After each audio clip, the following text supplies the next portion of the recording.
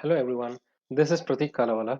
Out of my hitch love, I was recently almost compelled to present a rebuttal, or you can say a response video, to one of Cosmic Skeptic's recent uploads titled The Sophistry of Christopher Hitchens. Without wasting too much time with who I am or why I'm concerned to respond, let me dive straight into why I think this video by Alex O'Connor is not just riddled with several contextual misinterpretations, but is also filled with a lot of silly moves that aren't typically speaking of his caliber. If you want to know more about me or refer to any sources that I may have used across this video, you can refer to the description link down below. If you like this video, pressing the like and subscribe button would be a kind gesture I would really appreciate. Okay, so first of all, let me do a step-by-step dissection of Alex's original video right off the bat and later present a quick summary of what I think about the whole scenario. Well. It's great to have a 43 vote strong Patreon topic to be enough motivation for a video. But again, I can't miss the gigantic gap between what's being requested and what's being offered in the video title. While the title demands factual fallacies in Christopher's perspectives about various subjects, what the title really offers is a very ethically fallacious response by adding the word sophistry. I don't know why would the cosmic skeptic be inspired to take such a giant leap of faith. Hey guys, it's Cosmic Skeptic, and I think it's no secret that of all the writers I most admire and enjoy, Christopher Hitchens is perhaps the crowning jewel. I wonder why I get a strong feeling of suspicion, even as you so gladly praise Christopher Hitchens. Christians are advised to love their enemies, and this was never more strongly acted out than in their interactions with the Hitch, who it really was impossible not to love. It's not very clear to me why you would bother bringing a Christian saying on a cosmic skeptic show while talking about one of the most celebrated, almost unapologetic atheists of all time. I get that you're trying to associate his charm and excellence of public discourse by correlating the stark extremities, but really, with a Christian saying, I'm not really sure if Christopher would have actually appreciated this selective Christian flavoring to his universal hatred of religion. Except maybe in the case of George Galloway. You're now a slug. You did write like an angel, but you're now working for the devil. And damn you and all your works. Maybe it's just me, but I don't really understand why such a block-headed response clip from more than an hour-long debate was cut out to show how some exceptional hate comments against Hitch were made. As a skeptic myself, I can't really ignore the sliding under the radar technique of yours to flip his massive fan base into believing your perspective. It's a really nice technique of confusing opinionated masses by following such a silly, hateful rhetoric immediately with this. I adore Christopher Hitchens, his humour, his charm, and his frankly enviable prose. I like how you got enough time to mention how you adore his humor, charm, and prose, while literally leaving out almost everything that could credit him as a rational and intellectual being. I also believe he got a good many things right across his various writings. Thank God for believing that he got good many things right across his various writings. But wait, what? Just writings? Not excluding, by the way, a prescient awareness of animal rights in both his foreword to Orwell's Animal Farm and his chapter on the pig in God is Not Great. Wow, that's a great deal of good many things, I must say. Still, to avoid the perhaps not entirely unreasonable charge of sycophancy, Sycophancy? I don't see a great deal here, my skeptic friend. I've taken it upon myself to identify what I believe to be some of Hitchens' weakest arguments in his religious debates. And by that I mean my Patreon self. Also, I love how you flipped the original request, things Hitchens got wrong, transitioned straight away into, quote, identifying what you believe to be some of Hitchens' weakest arguments in his religious debates, while entitling the video Sophistry of Christopher Hitchens. I hope everyone may notice the unbelievably disingenuous jumping around here, something of which Alex does accuse Hitchens of later in this video. So weak, in fact, that I really think they should be considered discrediting. So weak that they should be considered discrediting? Wait, hold on, my friend. I think you are really pushing this a little too far. And serve as a reminder that, fierce and brilliant as Hitchens was as a journalist, he was in no way a serious philosopher. I don't know why you would defeat his position on being a philosopher when his freaking wiki page introduction doesn't even mention the word philosophy. Someone is looking at the world with some really colored glasses here.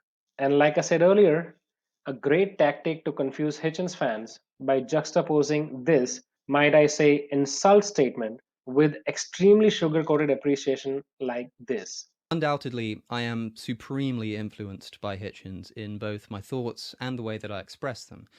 I might well have watched every single video clip of him that exists on the internet, and I can quote him from memory. His influence, in other words, has undeniably made me what I am today. Well, after all that appreciation we heard, I think something really contrasting is coming up pretty soon. But if Christopher Hitchens can turn on his maker, and so can I. My god, did you just say turn on his maker? That might be one of the silliest laughs I've ever got from you, which is something I am pretty sure you shall soon be accusing Hitchens of. But seriously, man, that guy literally kept telling us how he never believed in his maker to begin with. Here's the inception of his disbelief in his own words. Mrs. Jean Watts was my nature and scripture teacher when I was 8. And one day she overstepped her mark, vaulting ambition of Mrs. Watts, tried to fuse her two roles and discussing vegetation. She pointed out that it was largely green, which you'll have noticed too, and we had noticed. And she said this was an excellent thing and proof of the glory of God, because he could have made the vegetation orange or red, or something that would really clash with our eyes, whereas green is the most restful colour for our eyes, and how, on the whole, very decent of God it was to make the trees and the flowers and the grass, not the flowers, but the trees and the grass that way. And I sat there in my little corduroy shorts and I thought, that's absolute nonsense. And that's exactly what I'm intending to do in today's video. In Letters to a Young Contrarian, Hitchens writes, "I attack and criticize people myself. I have no right to expect lenience in return. And so lenience there shall not be." It's pretty interesting how he used his writings about the fair exchange of bipartisan criticism, well, pretty much when he literally is not around anymore to rebut you. The least we could expect from you is a genuinely critical review on the topic, and I hope we witness it as this plays along. I want to expose some of Hitchens' worst argumentative characteristics and show how he employs them to make you think that he has the upper hand in a debate, even when he definitely doesn't. Wait, what? Now we've come down all the way up to, quote, exposing some of Hitchens' worst argumentative characteristics and showing how he employs them to make us think that he has an upper hand in the debate when he definitely doesn't, end quote. When and why did that happen, my friend? I am seriously not a very big fan of the shifting goalpost here. The biggest problem with Hitchens' bad arguments was that he presented them so charmingly and convincingly that it's easy to be won over by them. Unfortunately, presenting bad arguments cleverly is the definition of sophistry. I actually beg to differ. Though this is a semantic difference, it can't really be ignored. While you're calling, quote, presenting bad arguments cleverly, end quote, as a definition of sophistry, Cambridge Dictionary likes to believe sophistry to be something a little different. The part that I take most issue with is the intrinsic intentions of sophistry to deceive people. That is a claim I don't think either of us can really prove or disprove, especially in the case of Hitchens. And so definitely worth calling out and breaking down. In fact, I think the only way to trust a person's admiration for someone is in the knowledge that they recognize their faults if and where they exist. Well, that, my dear friend, we completely agree upon, and hence this video of mine. I'm not claiming that Hitchens was always sophistic, of course, Well, that's for sure. and neither am I claiming that when he was so intentionally. Well, here's my biggest problem with your lazy choice of word sophistry, because sophistry does intrinsically demand there to be malicious intentions of deceiving people. But I fear the prospect of idolization and also of getting into the habit of only criticizing my opponents. So this should be a good exercise in humility and self-reflection. Really? Now, I won't be touching on Hitchens' support for the invasion of Iraq, Fair enough. Your video, your choice. or the infamous essay on the female sense of humour. Now, that would also have been fair enough for me if only this shady excerpt were not to follow. The problem with female comedians up till now is they tend to be either dykes or Jews or butch. That's pretty much an upfrontly disgusting misrepresentation of what Hitchens actually said. Here's his views in totality. I'd like everyone to see it and judge for themselves who's being really sophistic here. There is no question that for women the need or ability to be funny is tremendously less than it is among men. Nobody has been found to deny that. Alessandra doesn't even try to deny it. If you were to ask me, has reading her article made me reconsider my view that women aren't, as a gender, funny, I would say very much to the contrary. She's been unable to write this piece without direct reference to the exceptions I made as well as the examples that I gave, and she even at one point echoes what I think is my strongest point, namely that women don't need to be funny. That for most men, if they can't make women laugh, they are out of the evolutionary contest. They are never going to get laid. Most men are fantastically unattractive. What women see in them is mysterious to most men as well as most women. If you can't make them laugh, you don't have a chance. With women, there's no need to be rendering yourself attractive to men in that way. We already find you attractive, thanks. I'm not saying that there aren't great female comedians. There are many, many, many. That's not the same as the female sense of humor. She makes the same distinction. I say the problem with female comedians up till now is they tend to be either dykes or Jews or butch. Roseanne Barr, Sarah Silverman, etc., etc. And these are all forms of emulating male humor. She says the same. What does she say is different? Well, now there are some that are also pretty, even if some of them are a bit butch and a bit Jewish. Well, okay. But she says, and I quote, by and large, however, stand-up comedy is tougher and meaner, and the women who do it play by men's rules. Well, that's exactly, in so many words, what I said. But now they're prettier and sexier, and they wear less and care less about the proprieties.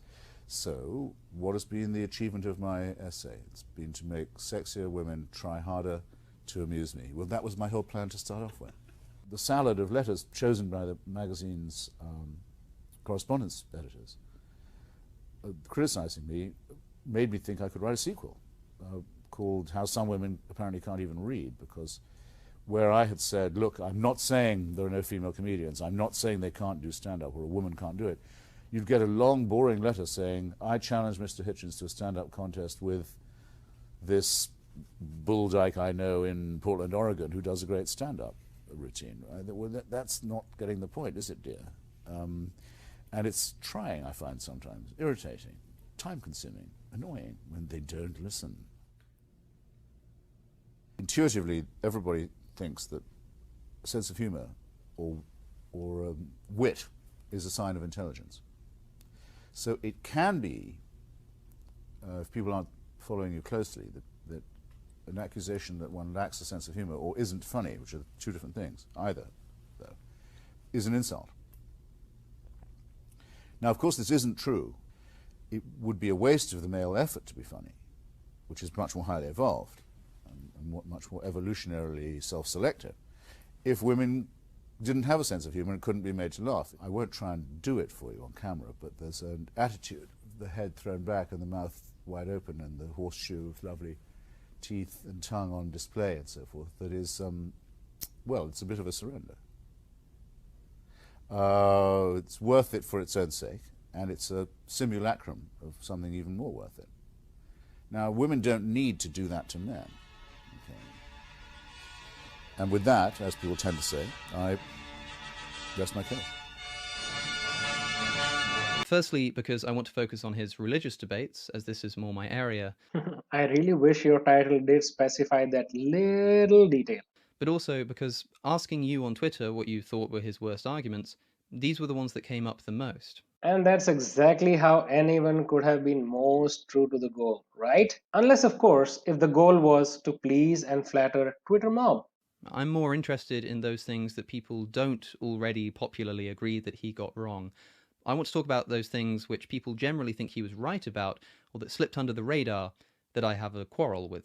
Well, it's just over 3.5 minutes into this video, and we now have the privilege to actually get into the real wrongs of Hitchens. And there are three examples in particular of areas which I think demonstrate just terrible arguments and responses from Hitchens. These are his views on morality, free will, and the cosmological argument. I'm so really ready to jump right into it.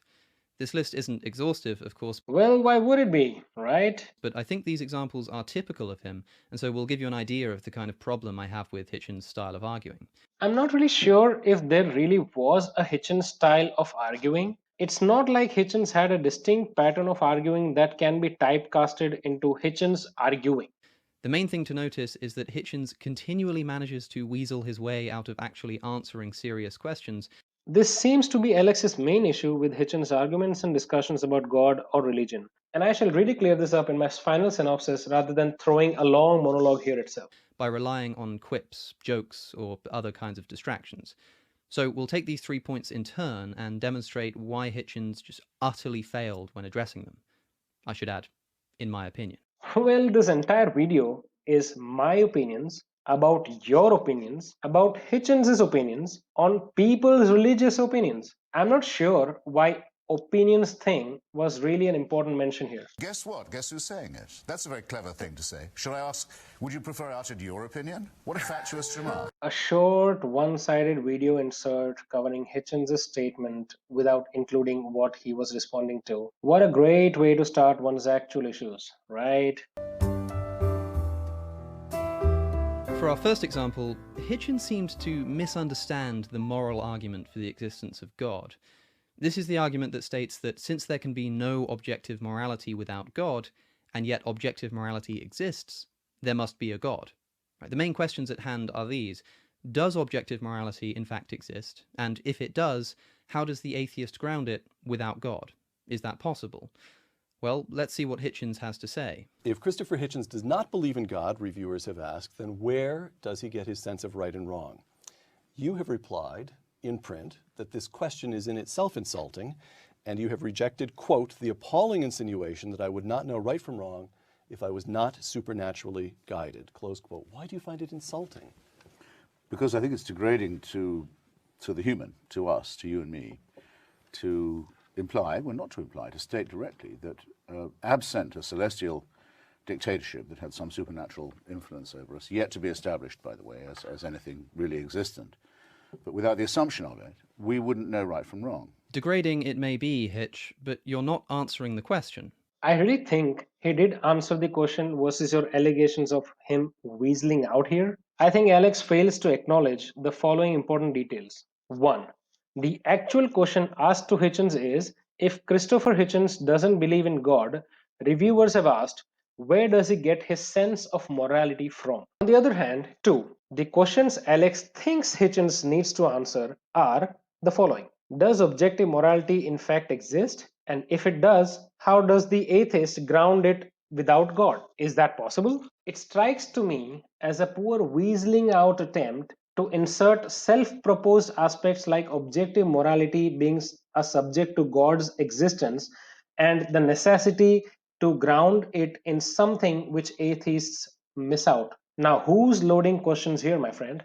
Also, when the premise assumes that God is the entity the very foundations of morality are based on, it's perfectly right for Hitchens to refute the premise's validity without really addressing its implications. Please note that Hitchens is disagreeing and finds the relevant substance to support any connection between God and morality itself pretty much missing. He's not at all weaseling out of any situation here. Okay, the question was asked, how do you determine right and wrong without God?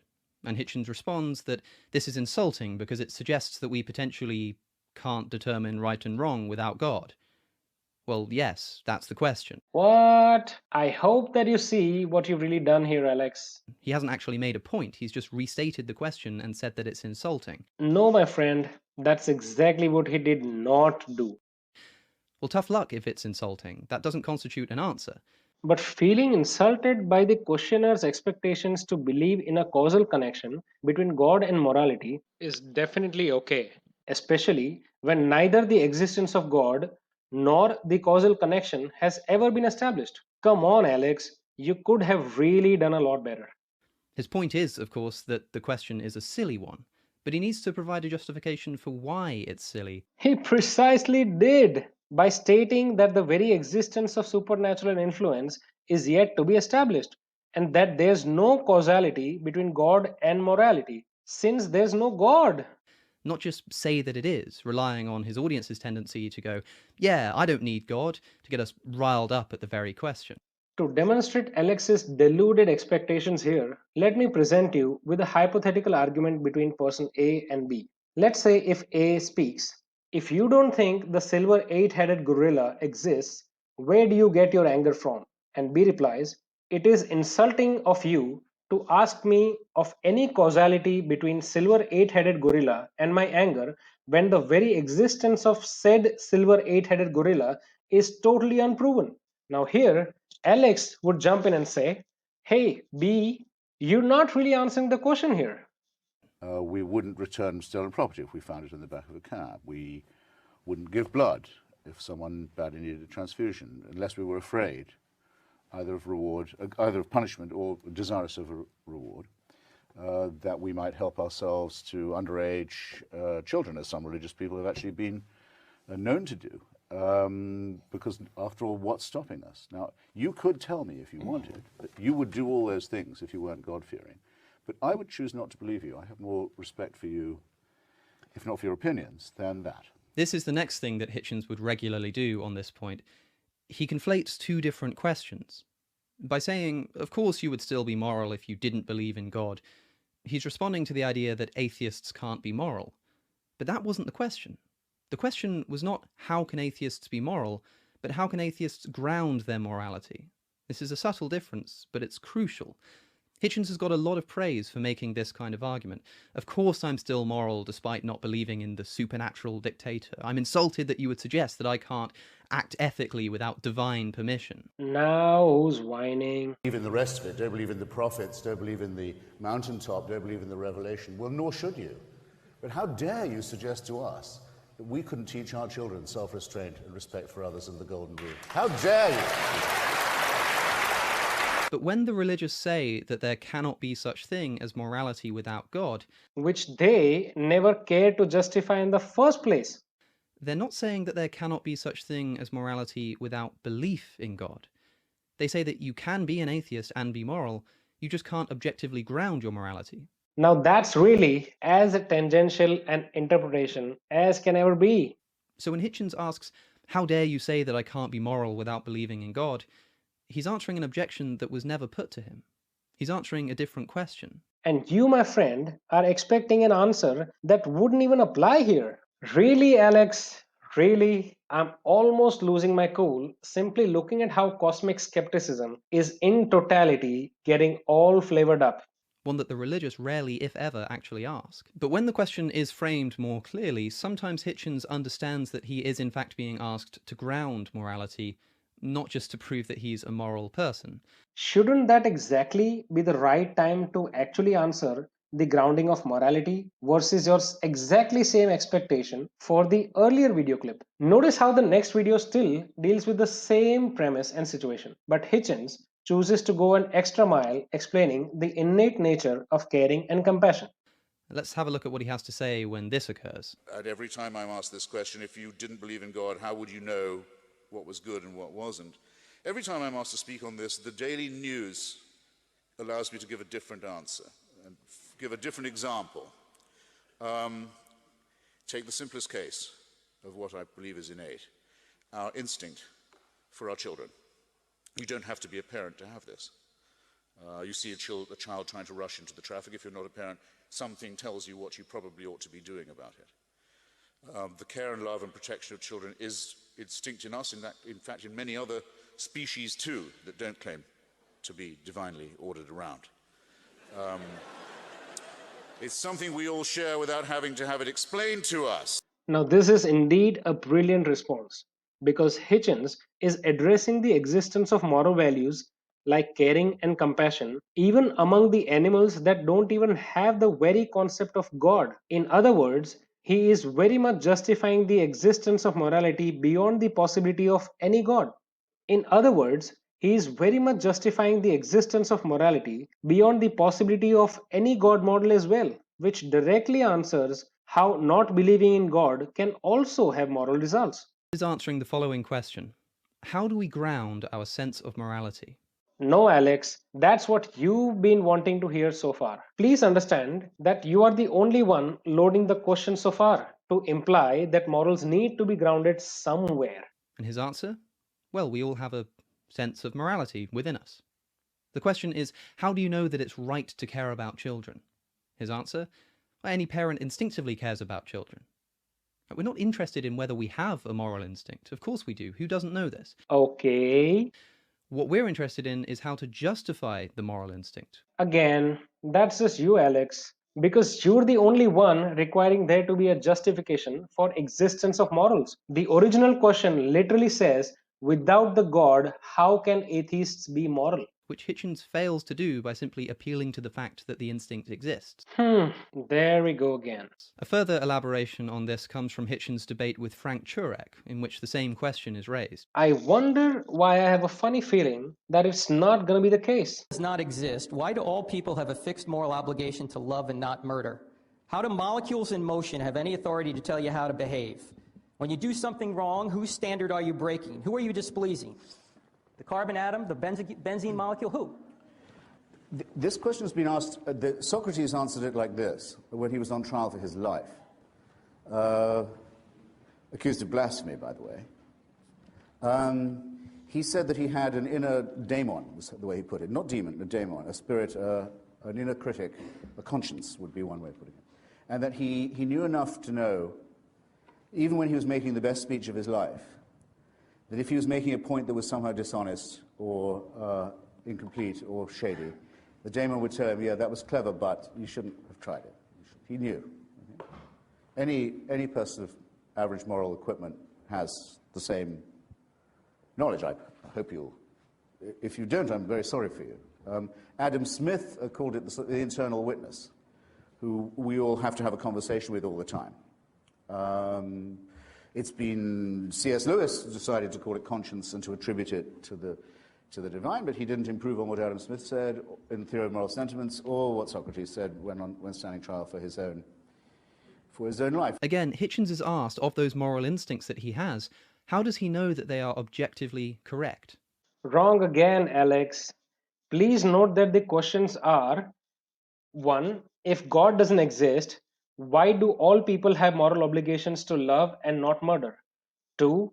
How do molecules in motion have any authority to tell you how to behave? 3. When do you know something's wrong? Whose standards are you breaking? 4. Who are you displeasing?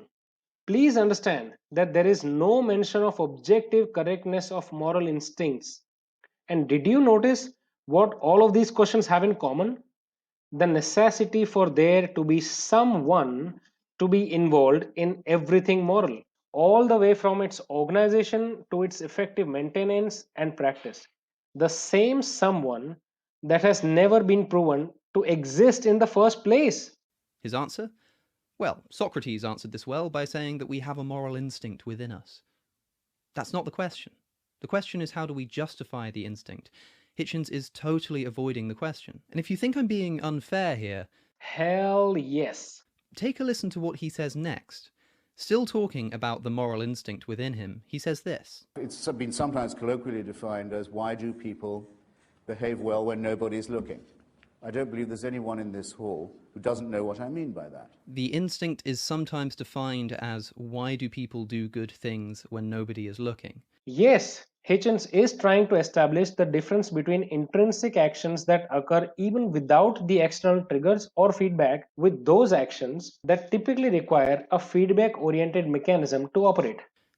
Hitchens is, in other words here, conceding the very point in question, that the moral instinct he has identified within us leaves wide open the question of why it exists and how we can justify it. Which is not only not the actual question by the people in the interview, but also a question that you have been so obsessed with so far. Also, note how, when talking about this intuition, Hitchens says anyone of average moral equipment has the same knowledge. Any person of average moral equipment has the same knowledge. I hope you'll. If you don't, I'm very sorry for you. In the defense of Hitchens's oversimplification here, I think he is clearly stating that any person with a decent or reasonable consideration for intrinsic moral values has the same understanding of executing moral behavior. This implicitly recognizes that some people don't share his moral intuition. Some people don't have the same moral equipment. Well, first of all, it's not his moral intuition he's been talking about, but the very human intuition installed in us all, as suggested by his anecdotes of Socrates, etc. And second, Hitchens only said that everyone shares common intrinsic moral intuitions that cannot manifest unless they have a reasonable level of acknowledgement and consideration for the same, which he oversimplifyingly calls moral equipment. The question we are asking is, how can we know whose moral intuitions are correct? No one has asked that in the entire video you presented so far, but you, of course. Hitchens responds by saying that you'll have the correct moral instinct if you have the proper moral equipment. Well, how do we know who has the proper moral equipment? Of course, because they have the correct moral instinct. This is the definition of circularity. Yes, indeed. A circularity you have yourself created by your own interpretations and extrapolations from your own perspective. There are people to whom those thoughts do not occur, who are deaf to that idea, who only think of themselves, who wouldn't worry about the internal daemon or censor or companion. And there are, of course, people who only get pleasure from being unpleasant to other people and inflicting cruelty on them. Fair enough, since Hitchens actually never said that everybody has the same manifestations of being moral beings. He only said, however, that moral people end up being moral in practice is partly a human preference and consideration towards their intrinsic morality. We may be getting somewhere. Hitchens is here recognizing that some people just don't share his moral intuition. How can we know that they have it wrong and we have it right? Which is again not only not the question he's addressing, but yet another same old pushing of personal agenda, it seems. Well, let's see. The first group we call the sociopathic, and the second group we call the psychopathic. They occur in nature and in society. My only problem is with those who think that they're all made in the image of God. The one explanation that absolutely doesn't work at all. That sounds pretty reasonable argument to me. Let's try to summarize what Hitchens has been saying so far in this video. 1. We all have intrinsic moral instincts that don't really require any unproven existing God. 2. Anybody with reasonable consideration for moral instincts, in other words, average moral equipment, can manifest as an average moral person. 3. That there are people that not only don't share the reasonable consideration for their intrinsic moral values, aka sociopaths, but in some extreme cases also take pleasure from being unpleasant, aka psychopaths. So, Hitchens answers the problem of some people not sharing his moral intuitions.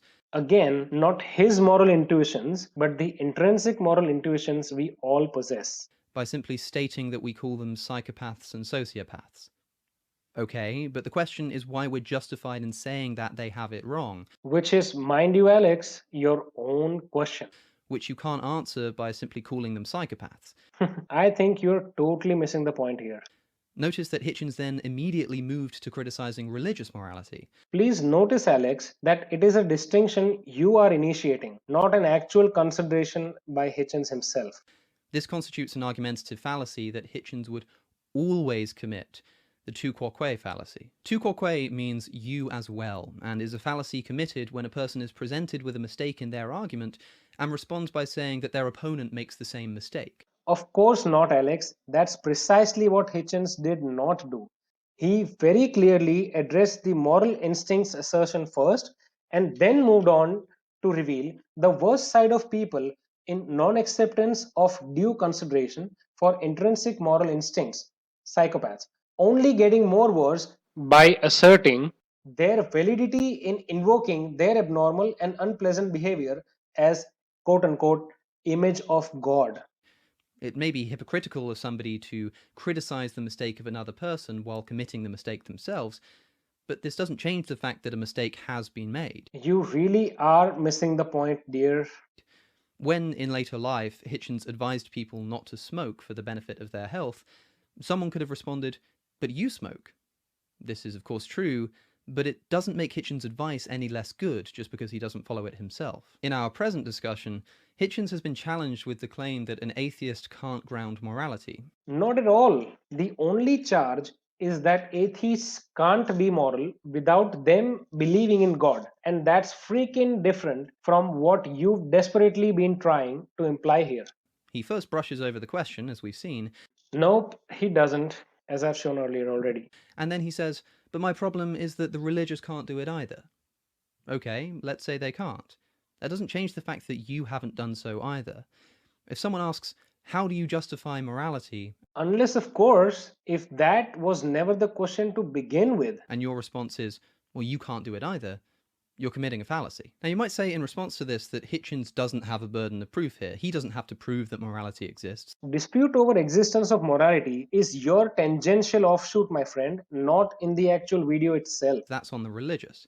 But Hitchens quite clearly believes and claims that morality does exist, and so long as he is making that claim, he does have a burden of proof, which he simply isn't meeting. But aside from that brief intermission, here's a summary of Hitchens and the moral argument in its plainest fashion. But if there is no God, if there is no objective ground of right and wrong, from what do you derive your morals? Now this is the first time ever so far in Alex's video that Hitchens has been actually asked to state and justify the grounding of his morals. Please do note that very clearly.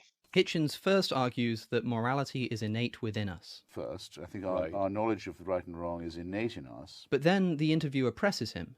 We have many such innate intuitions, some of which are false. So how can we know that the moral intuition we have within us, as you say, is actually correct? The problem is that there are all kinds of things that we're stuck with as a result of evolution, if one posits evolution. So you feel biological urges, you feel the impulse to steal, and yet at the same time you have some kind of innate morality that tells you not to steal.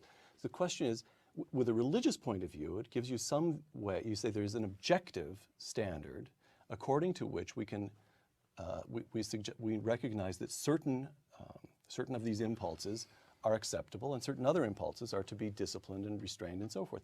Please note that the interviewer is only suggesting to consider religions as references, which he then leaps into asserting as the very objective standards which further result into guidelines for do's and don'ts of morality for believers. Not really leading myself into a tu quoque fallacy myself, but just want you to take the note of fallacy in the inherently loaded question itself. I don't understand how, if you take it all as a kind of evolutionary result of evolution, let's put it that way, how it is that you can say morality is over and above other urges. How do you do that? I just couldn't ignore this fatal error of interviewers stating that the moral instincts are above the evolutionary urges, never said or asserted by Hitchens. By the way, Can you guess how Hitchens answers? this loaded and extremely fallacious premise, I might add, Not to be grand about it, but what Socrates called his daemon. It was an inner voice that stopped him when he was trying to take advantage of someone in an argument. Wrongly. He simply asserts that we have a moral intuition. I'll remind you of the question. We have many intuitions. How do we know which ones are actually correct? His answer? Because we have a moral intuition. It just amazes me that this passes for a serious argument. well, it really shouldn't, because might I remind you, Hitchens has been considering morals intrinsic in us all. I would like to take a moment and clarify something here. Please understand that Hitchens believes that morals are intrinsic and don't need any grounding base at all. Why do morals exist is a completely different question. Let me explain you that with a very comparable example here. Let's say A says, I believe that the genes in our DNA are codes written by God. If you don't believe in God, who do you think wrote them? To which B responds, I actually believe that the codes are intrinsic to existence of life forms itself. To which A might add, but we do also have some genes that are faulty and useless. How does our body know which ones are good and which ones are not? To which B can very well respond, there's an intrinsic process of protein expression, aka Socrates' daemon, which filters out and suppresses the bad ones from being expressed. Now, Alex would like to jump in and say, hey B, it just amazes me that this passes as a serious argument. Well, Alex, nature is vibrantly filled with such intrinsic realities whose origins or causations are unknown. But that doesn't and shouldn't stop us from understanding how they interact all around us. Matter, energy, Heisenberg's uncertainty principle, inverse proportionality between wavelength and energy in electromagnetic waves, etc. You can't just step in and say that it amuses me how Einstein can even consider E is equal to mc square seriously when we don't even know what matter, energy, waves, and their intrinsic properties are grounded in.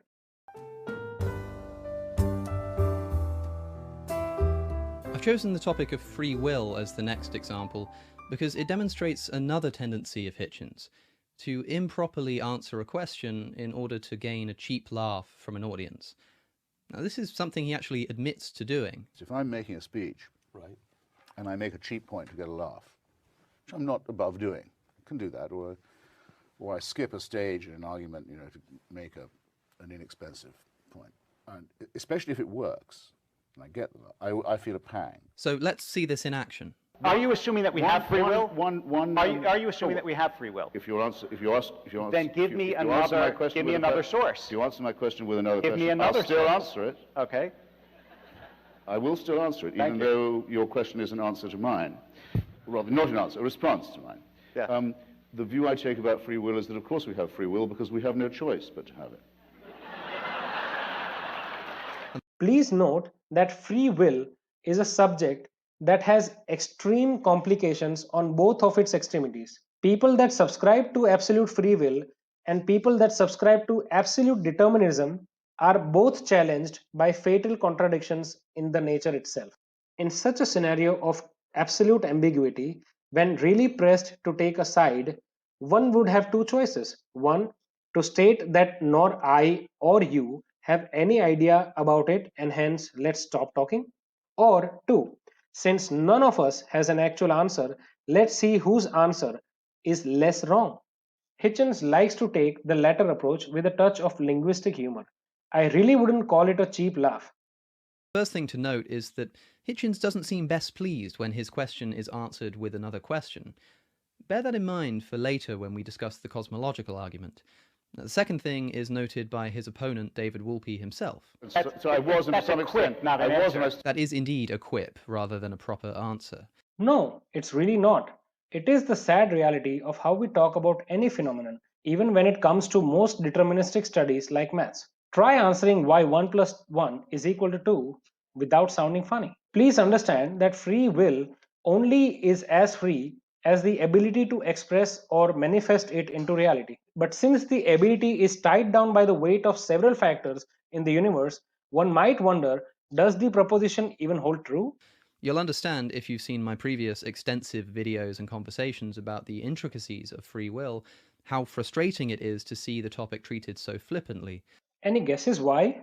Might I remind you that till date there's almost no universal consensus on any theory for or against, or even neutral, about the very concept of free will. Please note, I am not stating that Hitchens' response is right or justified. All I'm saying is that the concept of free will is a territory where one can only infer which of the available explanation is the least incorrect.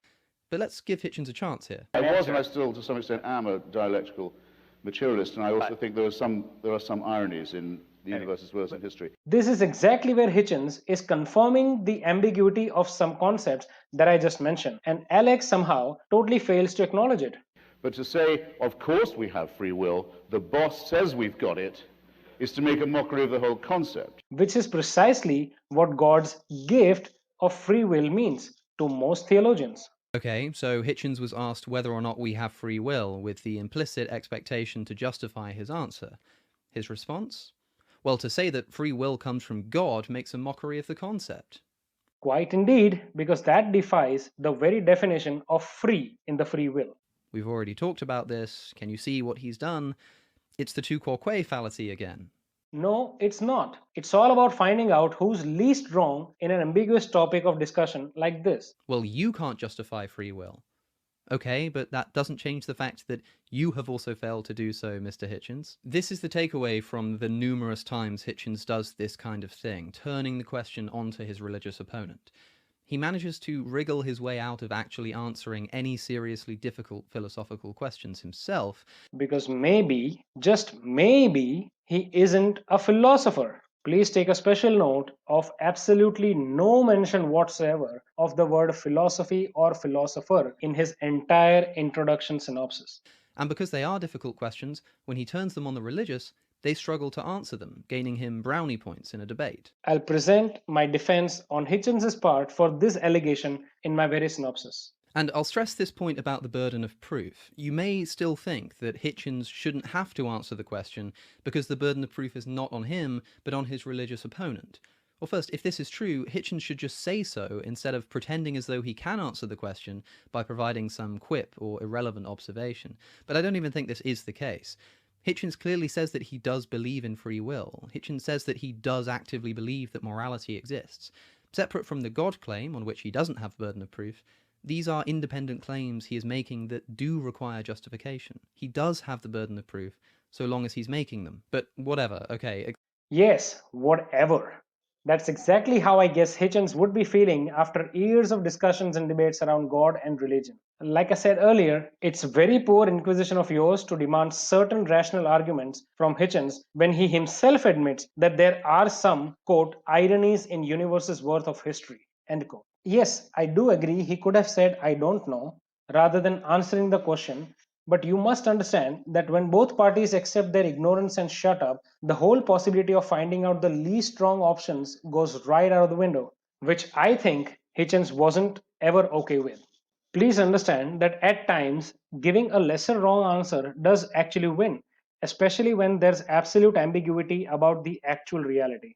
On this tiny little blue dot of our existence in this giant lifeless universe, absolute maximums and minimums are almost meaningless. We can only place our bets on the range of relative correctness or incorrectness. More about why was Hitchens at times more inclined towards giving less wrong answers versus no answers in my synopsis. Accepting that we won't actually get a serious answer from Hitchens about whether and how free will exists on an atheistic worldview, let's at least examine his critique of religious free will. Here it is again. But to say, of course we have free will, the boss says we've got it, is to make a mockery of the whole concept. The force of this objection is all to do with the way Hitchens phrases things. Like I mentioned earlier, Hitchens is only trying to be less wrong in an ambiguous subject of discussion like free will.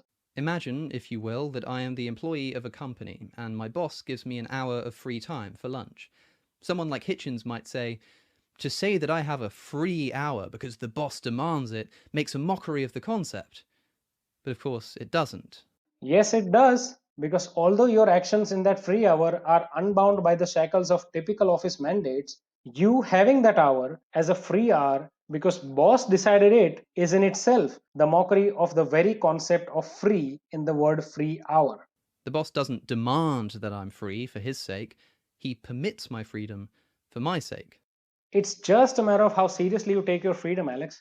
Let me remind you that since boss is allowing this free hour, you must know he can change it, its time duration, its time slots, or its very availability to you at any given time without any justifications whatsoever.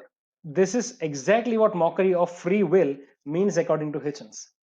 Now, to be clear, I don't think that free will exists, and I don't think that God can permit free will, and arguably if he does so ultimately for his own sake and not for ours. Good for you, Alex. Good for you. These are all things I believe, and good arguments and interesting lines of thought. They're just not things that Hitchens ever said. Why do I feel like your understanding about free will is being considered a qualifier for what or how much clarity Hitchens should have given in his responses over this subject? That's a little arrogant, I might say. Instead deciding to get a cheap laugh from the audience at the expense of actually answering the question. So you'd say, Alex, so you'd say. A bit like he does in this famous example too. That could be an unpleasant thing, but how do you... Actually, an evil thing. Let's call it evil, Christopher. Something that only a religious person would dream of saying. Let's call it evil. Where does evil come from? Religion. Please note here, Alex, that the fact audiences are laughing about it doesn't mean it is a cheap laugh. Some of the most mind-numbing realities are often made socially more palatable merely through the scope of laughter. But Hitchens didn't always avoid answering the question by making a joke. Sometimes he avoided answering a question by simply inventing another question and answering that instead. Okay, for a clear example of this, I turn back to Hitchens' debate with Frank Turek and present his response to the question, how can something come from nothing?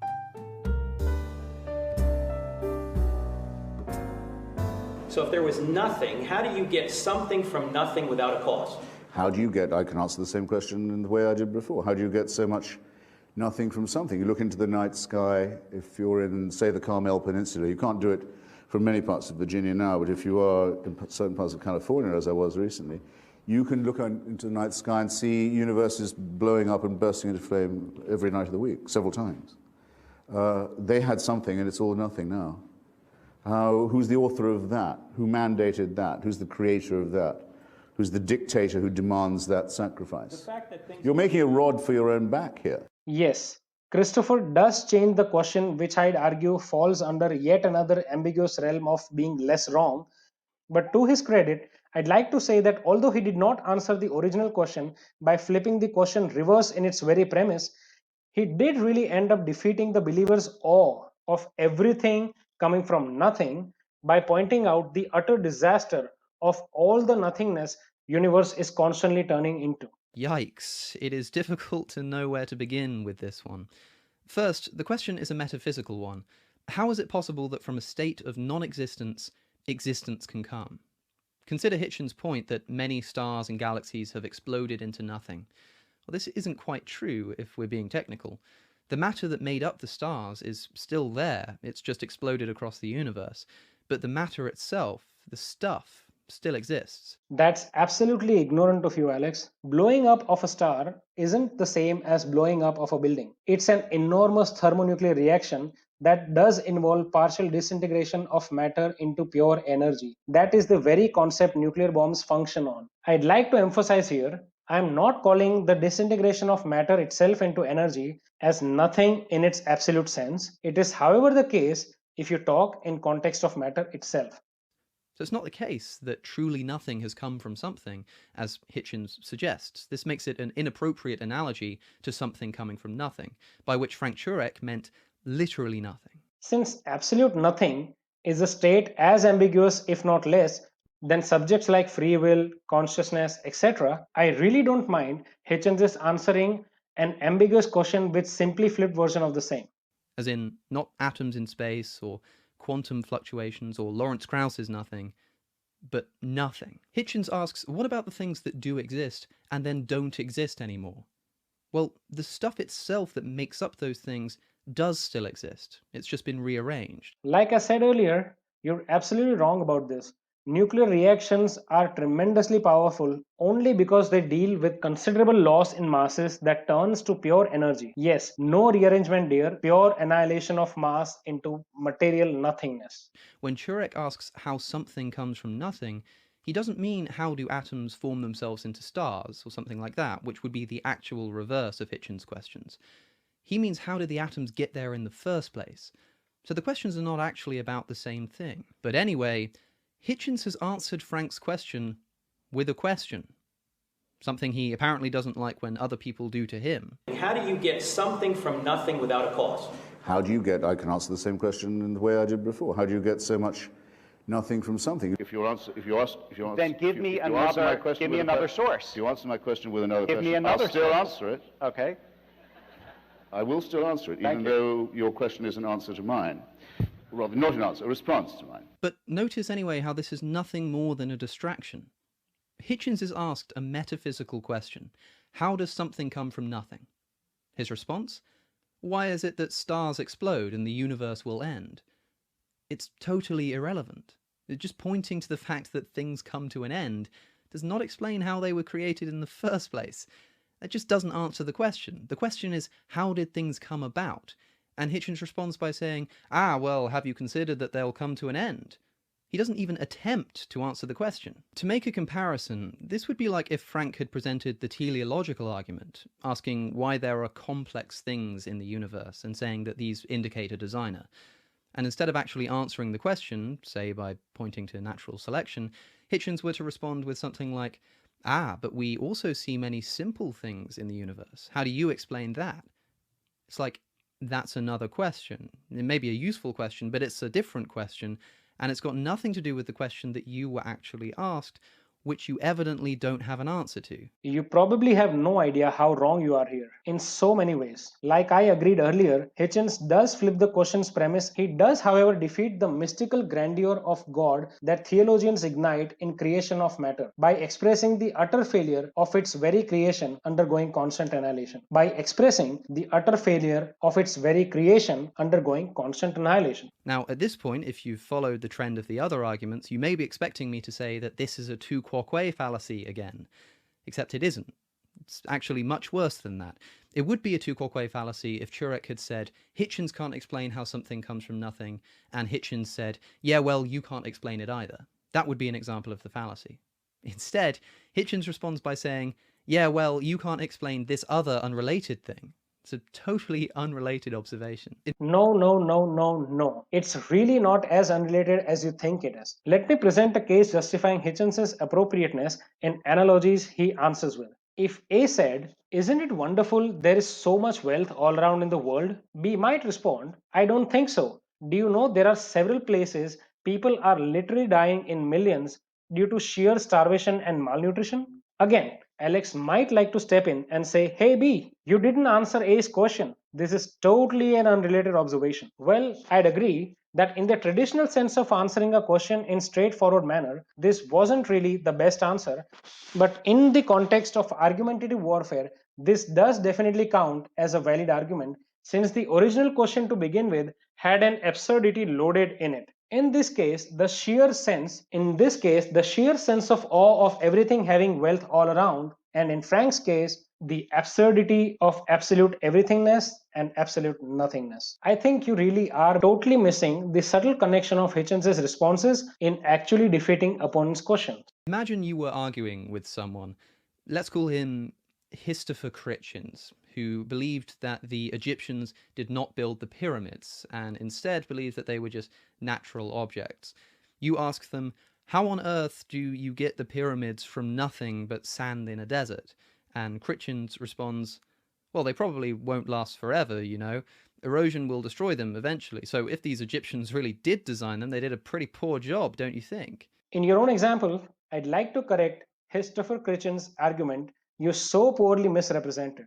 A more apt comparison would have been if Christopher was asked, how do you explain the creation of pyramids from sands? To which Christopher could respond, how would you explain pyramids turning into heaps of sand all the time, if you even consider creation of pyramids at the first place? If an ant were to be dazzled by the humongous size of human beings and start calling us gigantic, responding to its awe by showing it the magnitude of actual observable universe might not really defeat the purpose of why it named us gigantic, but will definitely destroy the awe it termed us gigantic with. And that's precisely what Hitchens is constantly aiming at doing. It's like, that's not an answer to the question. It's totally unrelated. Not only this, but the question Hitchens asks in response to Frank's question is not even a good one. You may be thinking, even if Hitchens failed to answer the question of how something comes from nothing, we can at least say that he had a counterpoint, a separate point, but a good point, in saying that the universe seems headed for destruction, and this doesn't square with a loving God. Okay, if God was a competent designer, why would he design our world in such a way that it will one day be destroyed? Now, as I address this point, I want to stress that even if Hitchens was right in this point, it's still completely separate to the question he was actually asked and got away with not having to answer. I cannot comprehend the utter failure of a sustainably rational skeptic like you in understanding the direct connection of Hitchens' responses to his opponent's comments. You just keep yelling completely unrelated several times, and it just keeps on getting more annoying every time you say it. So in this example, Hitchens is debating with Frank Turek, a Christian. Now, of course, Christians believe in Judgment Day and the second coming of Christ. In other words, they believe that God will intervene and send human beings to the afterlife before the sun explodes, before the galaxy collapses, before the universe ends. The fact that our world is headed towards destruction doesn't matter because Judgment Day will occur, and it will occur before it has the chance to end. That's the Christian belief. This is a fairly simple observation, probably one that you've thought of yourself. And in fact, Frank Turek says exactly this to Hitchens. And look what happens. And of course, religious people believe that somebody's going to intervene to stop it before it does go. And even if they do? Even if it doesn't, wait. if no, hold on. Sorry. Even if nobody intervenes, if it goes to heat death, it goes to heat death. Excuse me. Did the religious among you, ladies and gentlemen, understand, I did not, that there will be an intervention to make an exception in our case? I mean, does Hitchens not understand the idea that the religious believe in an afterlife that will save us from earthly destruction? I mean, seriously? That's the Christian view, and as I said... I had no idea. Yes. That a new heaven and new earth will be created. Genesis is paradise lost. Revelation is paradise restored. It sounds fatuous to me, I've got to say. Have it your way, it sounds fatuous to me. Please note that Frank Turek only said somebody is going to intervene to stop it before it does go. He doesn't clarify if he's referring to Earth's going or the universe is going. Giving Hitchens the benefit of doubt, since the earlier discussion was clearly about the creation and destruction of the universe on a cosmic scale, Hitchens could easily have taken Frank's comment as him addressing God's intervention about the universe's heat death itself according to Christian mythology. This makes Christopher right because, of course, Bible has no claims about and around the destruction of the universe itself. I mean, is this Hitchens conceding that this is, in fact, the Christian worldview? If so, his previous point completely collapses, and the only point remaining is now that the idea of an intervention sounds fatuous. Okay, so if God creates the universe and allows it to end, that's poor design and should be condemned, but if he intervenes to stop it from ending, that's fatuous. You're not leaving many options open, Mr. Hitchens. Hitchens just argued that the reason the religious view is silly is because the world is eventually going to be allowed to come to destruction. But then when faced with the supposition that the religious view is precisely the opposite of this, that it will not be allowed to come to destruction, he says that's ridiculous. But these are opposites of each other. They're the only two options. Either the universe will end or it will not. And apparently both are ridiculous to Hitchens. But this is crucial. Both the universe ending and not ending are ridiculous according to Hitchens if they were designed, right? So Hitchens, to show that he has a better explanation that isn't ridiculous, must address the question of how the universe could come into being without a designer. Notice, ladies and gentlemen, this is the very question we started with that Hitchens refused to even try to answer. This whole conversation is a train wreck. Possibly a train wreck of your own tangential circularity, dear Alex. Well, then, okay, I think that just about sums things up. Why not, if you say so? Obviously, there are many more examples of this kind of argumentation to be found in the Hitchens catalogue, but I feel that these should be enough examples to help you spot it for yourself. I've done my bit, you do yours, and let's together shit on a dead legend because my Patreon polls demand so. Now, I'd like to stress in closing that Hitchens is my favourite writer, and I really can't whittle down just how appreciative I am for everything that he has contributed to my academic life. And I know many of you watching feel the same. But please don't let the man's aura blind you to his mistakes and faulty reasoning, and please don't think that just because he won the debate, he also won the argument. Ladies and gentlemen, that's Alex O'Connor of Cosmic Skeptic trying to serve a bland vanilla ice cream after a shitty main course. Since the remaining last minute of his video is all about promotions, I would leave that out of my rebuttal. And yes, let me reveal the synopsis I've been promising you for quite some time now. Let me straight away admit some things about my understandings of Christopher Hitchens. Yes, he wasn't the most rationally obsessed debater of the planet. He did, in fact, at times, rely on impulsive decisions to rebut his opponents. In other words, he wasn't a classic example of textbook rational and philosophical arguments. However, he did possess an extraordinary flair for debates and discussions that he always indulged in. Don't take my word. Here's the description of Hitchens' awesomeness from one horse to another. I'd like to take a moment, as many people have, to just acknowledge the void that is left by the death of our friend Hitch. While it might be possible to guess what he would have thought about a number of the topics raised here, it's almost impossible to imagine how well he would have expressed those thoughts.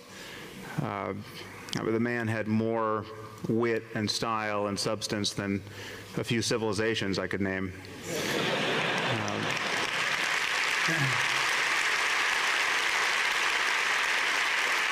It was so interesting to see that quality in him that you describe here, and you describe well in the foreword to this book. Just the relish he took in those moments of combativeness and the fun he was having in debate. I've simply never found that gear in my own mind. It's just like when I'm in a debate, I think it's also because I've never approached debate, even no matter how formally it's been framed. In my own mind, I mean, I think this is probably a fault, but I don't actually approach it as a game to be played. I approach it as a conversation, and the more I find myself at loggerheads with the opposition, the negative emotion that begins to energize me is impatience, annoyance. Yes. Why can't they get the point, or why can't they admit what is obviously true or what we know to be true? And it's anger, but for me, it's a kind of dispiriting anger and a divisive anger. A source of and more. Hitch is just his is part of it, I think, was just histrionic. I mean, he was not as angry as he was seeming to be in certain moments. He was just good fun. It was like he realized that his outbursts of anger were good theater. Yes. And he just wanted to. He was entertaining in addition to delivering the ideas. Also, I don't consider him a classic atheist, and by that I mean a typical non-believer in its routine sense. He was rather a fierce, wounded lion, loaded with the verbal finesse and his charming presence. A lion wounded and almost offended by the religious malpractices, only even more triggered, rightly so, by the infamous incident of 9/11. What made him one of the most outstanding atheists, even without the scientific legacies like Richard Dawkins or Sam Harris, is the sheer passion and relentless commitment to shake the very theocratic fundamentals to their core. A lot of Alex's points against Hitchens revolves around him dodging the question and weaseling around, but let me assure you that Hitchens very well knew the shortcomings of quote-unquote logic-based arguments in influencing almost logically blind believers, and therefore he always focused more on the passionate reactions and destroying the very core of opponents' arguments so that they may never dare to rise again. So much so that it earned his legacy an infamously famous name, Hitch Slap. He was not just a person I loved and admired deeply, but is also a legendary icon I cannot quietly witness being taken lightly or being demeaned by anyone. Even if that anyone is one of my favorite contemporary skeptical thinkers of the world at this very moment. I hope I have served due justice to Hitchens' reputation by this video. If you think otherwise, I'd love to hear from you in the comments. I hope you could appreciate my fair criticism of Alex's video on Christopher's sophistry. Please do consider leaving your comments down below and letting me know what you thought about it. A like, a share, and a subscribe will be deeply appreciated. All the reference links I could find have been shared in the description of this video down below. You can get in touch with me on FB, LinkedIn, or Quora using the links mentioned in the video description. Please do consider supporting me on PayPal using the link given below. Please let me know what topics you'd like me to talk about in the comments down below. Once again, I thank you all for being a very, very patient audience.